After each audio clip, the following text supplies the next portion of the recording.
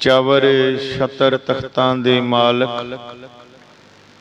वालिए कुल आलम, साहिब श्री गुरु ग्रंथ साहिब महाराज जियां दी पावन दरबार विखे हाजरी भर रही। समुची साध संगत जीओ मन बिरतियां एकागर कर। अज दे पावन हुक्म फरमान जो सतगुरु जी ने बख्शे हन, सारी संगत हाजरी लवाइए। अज दे हुक्म फरमान 729 अंग ते प्रारंभ हुंदे हन अते 729 अंग ते ही बिल्कुल जिथे अंग की समाप्ति हो जाती है। अगला शब्द 730 अंग ते शुरू हुंदा है। 729 अंग ते ही ये शब्द बिल्कुल थले जाके समाप्त हो जाता है। मन बिरतियां दी एकाग्रता वास्ते हुक्म फरमान दी कथा विचार सरवण करके सारी संगत लवाओ हाजरी। सतनाम वाहेगुरु, सतनाम वाहेगुरु, सतनाम वाहेगुरु, सतनाम वाहेगुरु। हाँ जी, सतनाम श्री वाहेगुरु साहिब जीओ। सोहे महला पहला। अज दे हुक्म फरमान सूही राग दे विच धन धन गुरु नानक देव महाराज जियां दी रब्बी बाणी दी रचना है। जिन को भांड भौत ना सवारसी।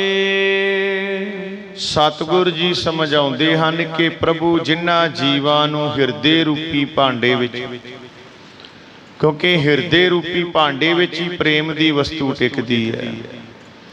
ओ प्रभु मालिक जिन्हां जीवां नूं हिरदे रूपी भांडे दे विच प्रेम दी पिछिया देंदा है, अपने नाम दी पिछिया पा देंदा, उस प्रेम दी बरकत नाल प्रभु उन्हां दा जीवन सोहना बना देंदा है। वो प्रेम करके नाम जप के सोहने जीवन वाले हो जाते हैं।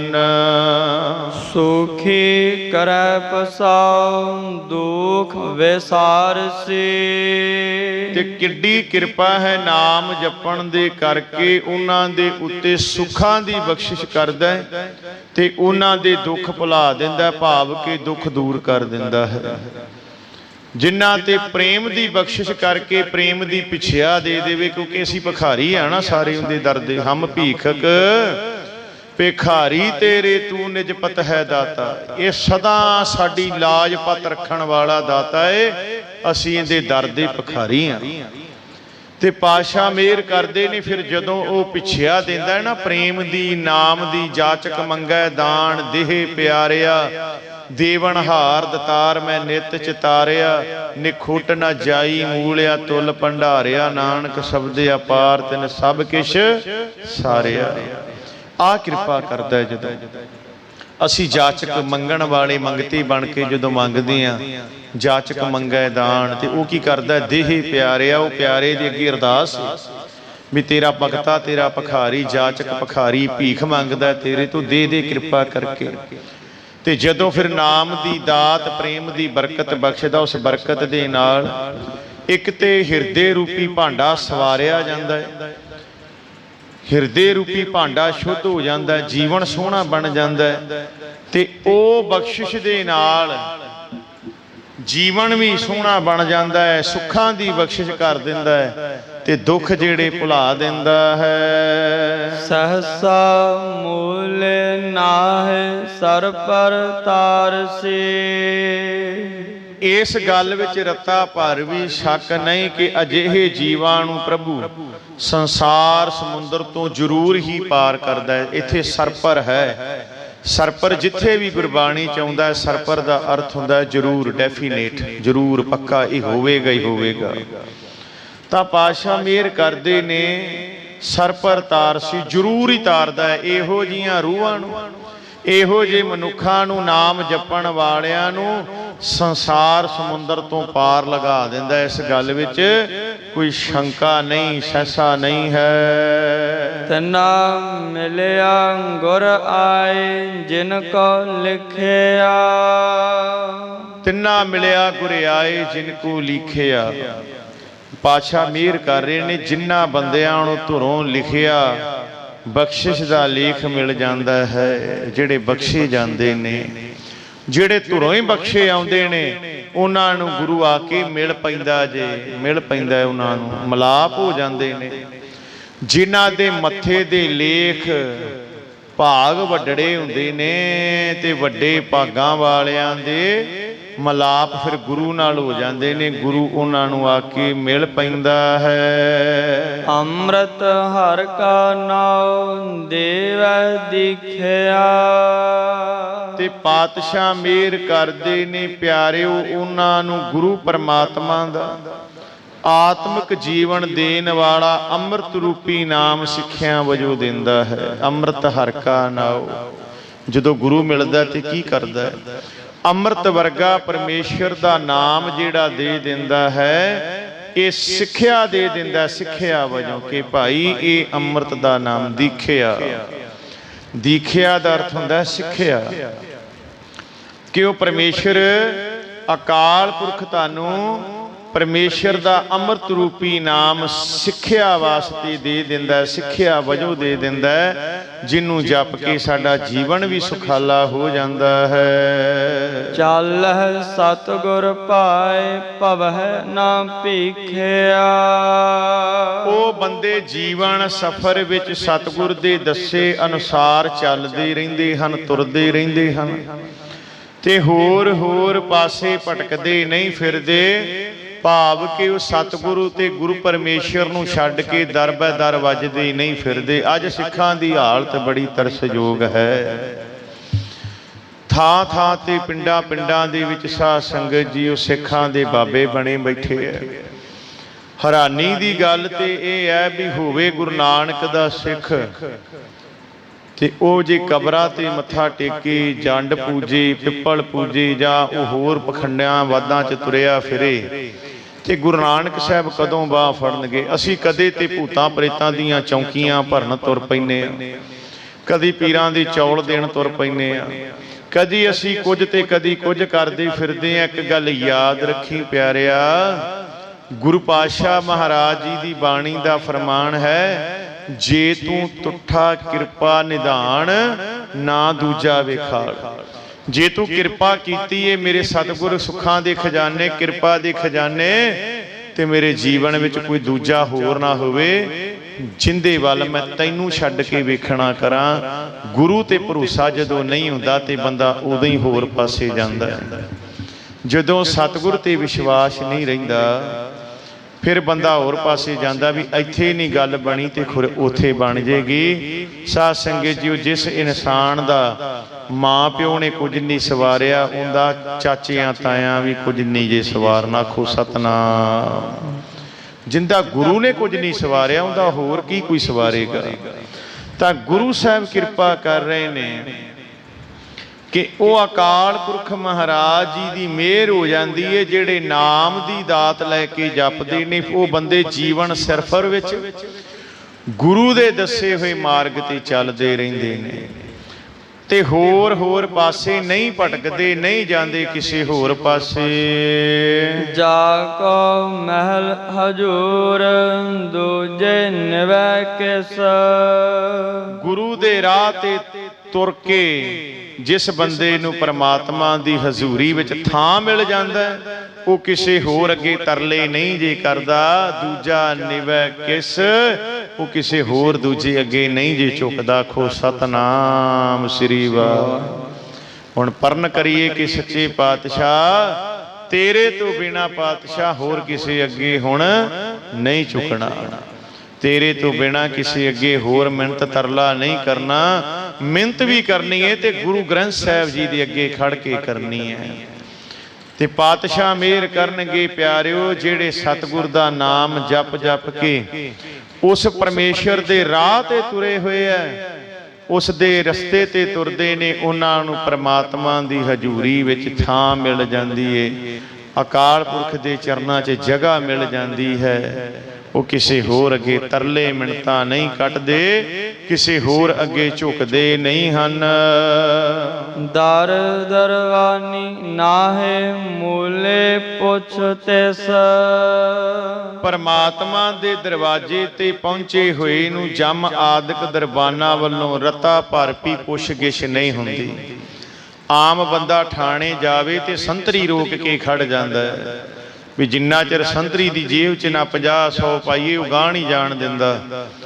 ਅੱਗੇ ਹੋਰ ਖੜੇ ਹੁੰਦੇ ਨੇ ਮੁਨਸ਼ੀ ਵਗੈਰਾ, ਉਹ ਕਹਿੰਦੇ ਲਿਆ 500 ਤੇਰੀ ਰਿਪੋਰਟ ਲਿਖੀਏ। ਕਿਉਂਕਿ ਅਸੀਂ ਲੋਕਾਂ ਨੇ ਕੀ ਕਹਿ ਦਿੱਤਾ ਵੀ ਮੁਨਸ਼ੀ ਥਾਣੇ ਦੀ ਮਾਂ ਹੁੰਦਾ, ਤੇ ਉਹ ਕਹਿੰਦੇ ਮਾਂ ਨੂੰ ਦਿਓ ਕੁਝ। ਫਿਰ ਜਾਈਦਾ ਜਦੋਂ ਕਹਿੰਦੇ ਲਿਆਓ 500 ਦਾ ਨੋਟ, ਤੇ ਫਿਰ ਗਾਂ ਗੱਲ ਕਰਦੇ ਆ, ਲਿਖਦੇ ਰਿਪੋਰਟ ਤੁਹਾਡੀ। ਤੇ ਜਿੰਦੀ ਸੱਜਣ ਤਾਈ ਸਿੱਧੀ DSP ਨਾਲ ਹੋਵੇ, SHO ਨਾਲ ਹੋਵੇ, ਉਹਨੂੰ ਕੋਈ ਨਹੀਂ ਰੋਕਦਾ, ਫਿਰ ਉਹ ਸਿੱਧਾ ਹੀ ਜਾਂਦਾ ਅੰਦਰ। ਕੋਈ ਪੁੱਛੇ ਕਿੱਧਰ ਆਇਆ, ਉਹ ਕਹਿੰਦਾ ਚੁੱਪ ਕਰ, ਸਾਹਿਬ ਨੂੰ ਮਿਲਣਾ ਆ ਤੇਰੇ ਨੂੰ। ਅਗਲਾ ਬੋਲਦਾ ਹੀ ਨਹੀਂ, ਉਹਨੇ ਜਾਣਕਾਰ ਹੋਣਾ ਭਾਈ। ਜਦੋਂ ਅਸੀਂ ਪਰਮੇਸ਼ਰ ਦੇ ਜਾਣਕਾਰ ਬਣ ਜਾਂਦੇ ਆ, ਨਾਮ ਜਪਦੇ ਆ, ਸਿਮਰਨ ਭਜਨ ਬੰਦਗੀ ਕਰਦੇ ਆ, ਉਸ ਦਾਤੇ ਦੇ ਮਾਰਗ ਤੇ ਤੁਰਦੇ ਆ, ਤੇ ਜਦੋਂ ਫਿਰ ਸਾਰੀ ਉਮਰ ਸਾਡੀ ਨਾਮ ਜਪ ਕੇ ਚੰਗਿਆਈਆਂ ਇਕੱਠੀਆਂ ਕਰਦਿਆਂ ਦੀ ਲੰਘ ਗਈ, ਭਜਨ ਬੰਦਗੀ ਕਰਕੇ ਜੀਵਨ ਬਤੀਤ ਕੀਤਾ, ਤੇ ਜਦੋਂ ਜਾਈਦਾ ਤੇ ਫਿਰ ਪਰਮੇਸ਼ਰ ਦੇ ਦਰਵਾਜ਼ੇ ਤੇ ਜਿਹੜੇ ਦਰਬਾਨ ਖੜੇ ਹੁੰਦੇ ਨੇ, ਉਹ ਪੁੱਛ-ਗਿਛ ਨਹੀਂ ਕਰਦੇ ਭਈ ਕੌਣ ਆਇਆ। ਨਾਮ ਵਿੱਚ ਰੱਤੀ ਰੂਹ ਸਿੱਧੀ ਅੰਦਰ ਹੀ ਲੰਘ ਜਾਂਦੀ, ਉੱਥੇ ਦਰਵਾਜ਼ੇ ਤੇ ਨਹੀਂ ਖੜੀ ਰਹਿੰਦੀ। ਇਹ ਨਾਮ ਦੀਆਂ ਬਰਕਤਾਂ ਨੇ ਪਿਆਰਿਓ। ਦਰ ਦਰਵਾਣੀ ਨਾਹੇ ਮੂਲੇ ਪੁੱਛ ਤਿਸ। ਦਰਵਾਜ਼ੇ ਤੇ ਖੜੇ ਦਰਬਾਨ ਵੀ ਕੁਝ ਨਹੀਂ ਪੁੱਛਦੇ। ਛੁੱਟੈ ਤਾ ਕੈ ਬੋਲ ਸਾਹਿਬ ਨਦਰ ਜਿਸ। ਕਿਉਂਕਿ ਜਿਸ ਉੱਤੇ ਮਾਲਕ ਪ੍ਰਭੂ ਦੀ ਮਿਹਰ ਦੀ ਨਜ਼ਰ ਹੁੰਦੀ ਏ, ਉਹ ਉਸ ਗੁਰੂ ਦੇ ਬਚਨਾਂ ਵਿੱਚ ਚੱਲ ਕੇ ਉਹ ਬੰਦਾ ਵਕਾਰਾਂ ਤੋਂ ਮੁਕਤ ਹੋ ਜਾਂਦਾ ਹੈ, ਛੁੱਟ ਜਾਂਦਾ ਹੈ। ਜਿਹੜਾ ਵਕਾਰਾਂ ਤੋਂ ਛੁੱਟ ਜਾਂਦਾ ਹੈ ਪਿਆਰਿਓ, ਉਹਨੂੰ ਜਮ ਵੀ ਕੁਝ ਨਹੀਂ ਜੇ ਕਹਿੰਦੇ। ਨਾਮ ਦੇ ਵਿੱਚ ਬਰਕਤ ਹੀ ਇੰਨੀ ਹੈ, ਪ੍ਰਤਾਪ ਤੁਮਾਰਾ ਦੇਖ ਕੇ ਜਮਦੂਤ ਛੱਡ ਜਾਏ। ਪਰਮੇਸ਼ਰ ਦੇ ਨਾਮ ਦੀ ਬਰਕਤ ਇੰਨੀ ਹੈ ਕਿ ਉਹਦਾ ਪ੍ਰਤਾਪ ਵੇਖ ਕੇ ਜਮਦੂਤ ਛੱਡ ਜਾਂਦਾ ਹੈ, ਤੇ ਕਿਰਪਾ ਹੋ ਜਾਂਦੀ ਏ, ਬੰਦਾ ਵਕਾਰਾਂ ਤੋਂ ਮੁਕਤ ਹੋ ਜਾਂਦਾ ਹੈ। ਕੱਲੇ ਆਣੇ ਆਪ ਜਿਸ ਨਾਹੀ ਦੂਜਾ ਮਤੈ ਕੋਇ। ਜਿਸ ਮਾਲਕ ਪ੍ਰਭੂ ਨੂੰ ਕੋਈ ਹੋਰ ਦੂਜਾ, ਭਾਵ ਕਿ ਕੋਈ ਹੋਰ ਦੂਜਾ ਕੋਈ ਮੱਤਾਂ ਨਹੀਂ ਦੇ ਸਕਦਾ, ਉਹ ਆਪ ਹੀ ਜੀਵਾਂ ਨੂੰ ਜਗਤ ਵਿੱਚ ਭੇਜਦਾ ਹੈ ਤੇ ਆਪ ਹੀ ਵਾਪਸ ਸੱਦ ਲੈਂਦਾ ਹੈ। ਆਪ ਹੀ ਸਾਰਾ ਕੁਝ ਕਰਦਾ ਹੈ। ਸਾਰੀ ਖੇਡ ਉਸ ਦਾਤੇ ਦੇ ਆਪਣੇ ਹੱਥ ਵਿੱਚ ਹੈ। ਤਾਹੇ ਉਸਾਰੇ ਸਾਜ ਜਾਣੈ ਸਭ ਸੋਏ। ਪ੍ਰਭੂ ਆਪ ਹੀ ਜਗਤ ਦੀ ਰਚਨਾ ਨੂੰ ਢਾਉਂਦਾ ਹੈ ਤੇ ਆਪ ਹੀ ਉਸਾਰਦਾ ਹੈ। ਉਹ ਆਪ ਹੀ ਸਭ ਕੁਝ ਪੈਦਾ ਕਰਨੀ ਜਾਣਦਾ ਹੈ, ਆਪੇ ਢਾ ਦਿੰਦਾ ਹੈ। ਬੱਚੇ ਵੇਖੇ ਨਾ, ਅਸੀਂ ਆਮ ਤੌਰ ਤੇ ਕਹਿੰਦੇ ਬੱਚੇ ਰੱਬ ਦਾ ਰੂਪ ਹੁੰਦੇ ਆ। ਕਿਉਂ? ਇਹਨਾਂ ਦੇ ਤੱਤ ਬੜੇ ਡੂੰਘੇ ਨੇ। ਇੱਕ ਤੇ ਬੱਚੇ ਦਾ ਕਿਸੇ ਨਾਲ ਵੈਰ ਹੀ ਨਹੀਂ ਹੁੰਦਾ।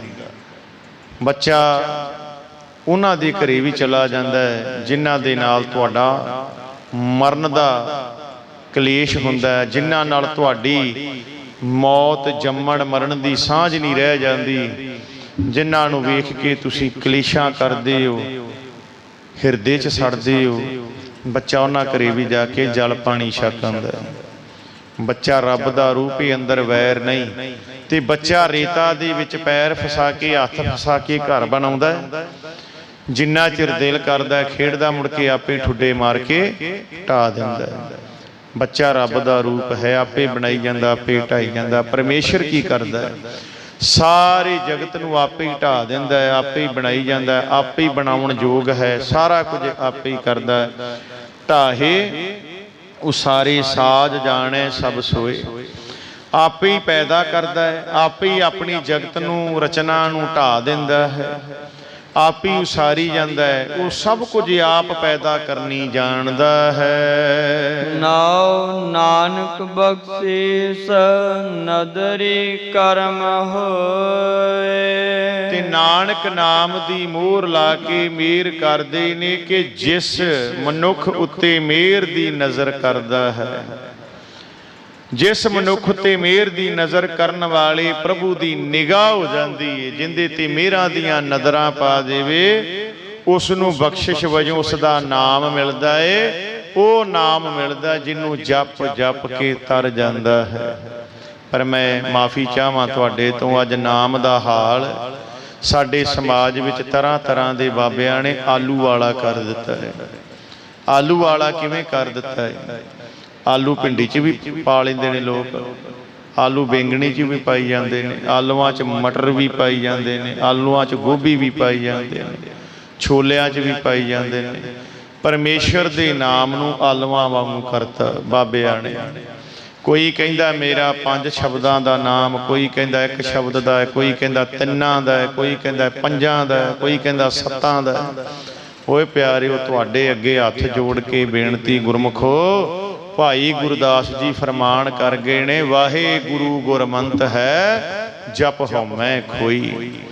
ਵਾਹਿਗੁਰੂ ਗੁਰਮੰਤਰ ਏ, ਜਿਹਨੂੰ ਜਪ ਕੇ ਸਾਡੇ ਅੰਦਰੋਂ ਮੈਲ ਦੂਰ ਹੋਣੀ ਹੈ। ਤੇ ਇਸ ਕਰਕੇ ਜਿਹੜਾ ਮੂਲ ਹੈ ਸਾਡਾ ਗੁਰਮੰਤਰ ਹੈ, ਵਾਹਿਗੁਰੂ ਗੁਰਮੰਤਰ ਏ, ਇਹਨੂੰ ਛੱਡ ਕੇ ਤੇ ਅਸੀਂ ਹੋਰ ਪਾਸੇ ਨਾ ਤੁਰੇ ਫਿਰੀਏ। ਗੁਰੂ ਕਿਰਪਾ ਕਰੇ, ਜਿਨ੍ਹਾਂ ਦੇ ਉੱਤੇ ਮਿਹਰ ਕਰਨ ਵਾਲੇ ਪਰਮੇਸ਼ਰ ਦੀ ਨਜ਼ਰ ਹੋ ਜਾਂਦੀ ਹੈ, ਉਹਨਾਂ ਨੂੰ ਬਖਸ਼ਿਸ਼ ਦੇ ਵਜੋਂ ਪਰਮੇਸ਼ਰ ਦਾ ਨਾਮ ਮਿਲਦਾ ਹੈ ਤੇ ਜਪ ਜਪ ਕੇ ਉਹਨਾਂ ਦਾ ਜੀਵਨ ਬਿਲਕੁਲ ਸ਼ੁੱਧ ਸੋਨੇ ਵਾਂਗੂ ਖਰਾ ਹੋ ਜਾਂਦਾ ਹੈ। ਔਰ ਉਹ ਸੱਚੀ ਦਰਗਾਹ ਦੇ ਵਿੱਚ ਮਾਣ ਇੱਜ਼ਤ ਸਤਿਕਾਰ ਪਾਉਂਦੇ ਹਨ। ਉਹਨਾਂ ਦਾ ਜੰਮਣਾ ਵੀ ਸਫਲ, ਉਹਨਾਂ ਦਾ ਮਰਨਾ ਵੀ ਸਫਲ, ਜਿਹੜੇ ਪਰਮੇਸ਼ਰ ਦਾ ਨਾਮ ਜਪਦੇ ਹਨ। ਸੋ ਗੁਰੂ ਪਿਆਰੀ ਸਾਧ ਸੰਗਤ ਜੀ, ਇੱਥੇ ਹੀ ਸਮਾਪਤੀਆਂ ਕਰਦੇ ਹਾਂ। ਗੁਰੂ ਚਰਨਾਂ ਦਾ ਪਿਆਰ ਲੈ ਕੇ ਹਾਜ਼ਰੀ ਭਰੀਏ, ਕੋਈ ਵੀ ਰਸਨਾ ਵਾਂਝੀ ਨਾ ਰਹਿ ਜਾਏ। ਸਾਰੀਆਂ ਸੰਗਤਾਂ ਸ਼ਰਧਾ ਤੇ ਪਿਆਰ ਨਾਲ ਲਵਾਓ ਹਾਜ਼ਰੀ। ਕੱਲੇ ਆਣੇ ਆਪ ਜਿਸ ਨਾਹੀ ਦੂਜਾ ਮਤੈ ਕੋਏ, ਢਾਹੇ ਉਸਾਰੇ ਸਾਜ ਜਾਣੈ ਸਭ ਸੋਏ।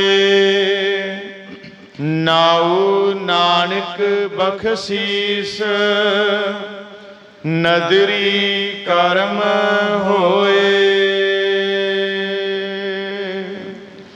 ਵਾਹਿਗੁਰੂ ਜੀ ਕਾ ਖਾਲਸਾ, ਵਾਹਿਗੁਰੂ ਜੀ ਕੀ ਫਤਿਹ।